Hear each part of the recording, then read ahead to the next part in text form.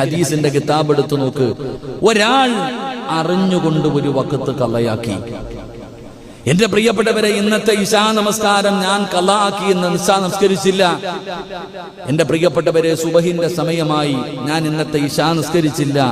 സുബഹിന്റെ bank വിളിച്ചു കഴിഞ്ഞപ്പോ എനിക്ക് തോന്നി, അല്ലാഹുവേ, ഇന്നലെ ഇശാ നിസ്കരിച്ചില്ലല്ലോ അല്ലാ, ഇന്നലെ ഞാൻ ഇശാ നിസ്കരിച്ചില്ലല്ലോ അല്ലാ, പടച്ചവനെ ഇത് കലാ വീട്ടി നിസ്കരിക്കണമല്ലോ, ഞാൻ കലാ വീട്ടി കെട്ട് നിസ്കരിച്ചു. പടച്ചവനെ, ഇന്നത്തെ ഇശാ നാളെ സുബഹിക്ക് ഞാൻ കലാ വീട്ടി നിസ്കരിച്ചു.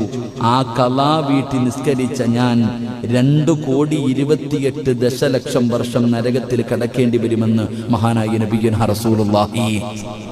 എത്ര വർഷം? കലാ ആക്കിയിട്ട് കലാ വീട്ടി നിസ്കരിച്ചു. നിസ്കരിക്കാത്തവന്റെ കാര്യത്തെക്കുറിച്ച് പറയണേതില്ല.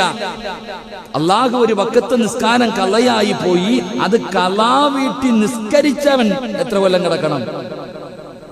2,28,00,000 വർഷം നരകത്തിൽ കിടക്കണം നിസ്കരിച്ചിട്ട്. നിസ്കരിക്കാത്തവന്റെ കാര്യം ആലോചിച്ച് നോക്ക്. അള്ളാഹു നമ്മളെ കാക്കുമാറാകട്ടെ. ആമീൻ പറ. അള്ളാഹു നമ്മളെ കാക്കുമാറാകട്ടെ.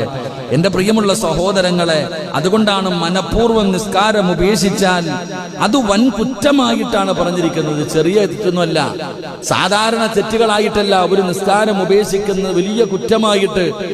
എന്റെ പ്രിയപ്പെട്ടവരെ, അതിന്റെ പേരിൽ തന്നെ നരകത്തിന്റെ മുന്നിൽ അവന്റെ കവാടം. ഏതെങ്കിലും ഒരു മനുഷ്യൻ അറിഞ്ഞുകൊണ്ട് ഒരു വഖത്ത് നമസ്കാരം ബോധത്തോടുകൂടി കളയാക്കിയാൽ അവന്റെ പേര് നരകത്തിന്റെ കവാടത്തിൽ എഴുതി വെക്കുമെന്ന് മഹാനായ നബിയുനാ റസൂലുള്ളാഹി